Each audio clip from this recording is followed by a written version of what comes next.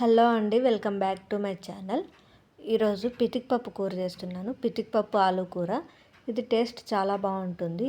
ఇది అన్నం చపాతీలోకి అలాగే దోశలోకి అయితే చాలా బాగుంటుంది.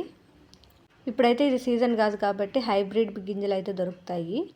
ఇలా నీట్గా తీసేసుకున్న గింజలు ఒక ప్లేట్లోకి తీసేసుకొని ఇంకొక ప్యాన్ తీసుకొని మీకు కావాల్సినంత ఆయిల్ వేసుకోవాలి. ఇందులోకి కొద్దిగా ఆవాలు వేసుకొని ఆవాలు చిటపట్లాడిన తర్వాత సన్నగా కట్ చేసుకున్న ఎర్రగడ్డ వేసుకోవాలి. ఇందులోకి కొద్దిగా కరివేపాకు వేసుకొని మంటను లో ఫ్లేమ్లో పెట్టుకొని ఎర్రగడ్డలని కొద్దిగా ఫ్రై చేసుకోవాలి. ఈ ఎర్రగడ్డలు కొద్దిగా ఫ్రై అయిన తర్వాత సన్నగా కట్ చేసి పెట్టుకున్న ఆలు ముక్కలు కూడా వేసుకోవాలి. ఆలు అంతా వేసుకొని మంటను లో ఫ్లేమ్లో పెట్టుకొని ఒక 2 to 3 minutes పాటు కలుపుకుంటూ ఫ్రై చేసుకోవాలి. ఆలు ఫ్రై అయ్యే లోపల కొద్దిగా మసాలా రెడీ చేసుకోవాలి. దానికోసం ఇంకొక మిక్సీ జార్ తీసుకొని వేయించి పెట్టుకున్న పల్లి పొడి చేసుకొని పెట్టుకోవాలి. అదే మిక్సీ జార్లో ఇక్కడ కొద్దిగా కొబ్బరి తీసుకోవాలి. మీకు కొబ్బరి ఇష్టం లేకపోతే స్కిప్ చేయొచ్చు.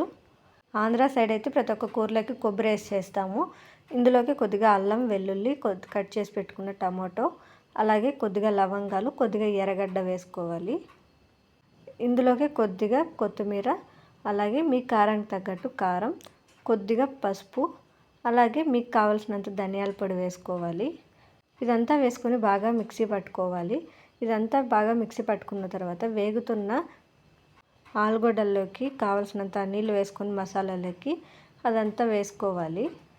మీ రుచికి తగినంత ఉప్పు వేసుకునేసి మసాలాని ఒకసారి బాగా మరగనిచ్చుకోవాలి. మసాలా మరగడం స్టార్ట్ అయిన తర్వాత ముందుగా రెడీ చేసి పెట్టుకున్న పితిక్ పప్పు కూడా వేసుకోవాలి. పితిక్ పప్పు అంతా వేసుకునేసి మంటని హై ఫ్లేమ్లో పెట్టుకొని ఒక 10 minutes పాటు కలుపుకుంటూ మధ్య మధ్యలో బాగా ఉడికించుకోవాలి. 10 minutes ఉడికిన తర్వాత పప్పు కొద్దిగా సాఫ్ట్గా అవుతుంది. లో ఫ్లేమ్లోకి అడ్జస్ట్ చేసుకొని ఇంకొక 5 minutes పాటు ఉడకబెట్టుకోవాలి. మధ్య మధ్యలో కలుపుకుంటూ కూర అనేది చిక్కబడేంత వరకు కలుపుకుంటూ ఉడకబెట్టుకోవాలి.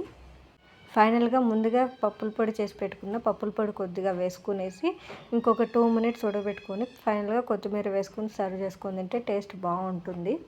నా వీడియోస్ నచ్చినట్టయితే లైక్ చేయండి, షేర్ చేయండి, సబ్స్క్రైబ్ చేసుకోవడం మర్చిపోకండి.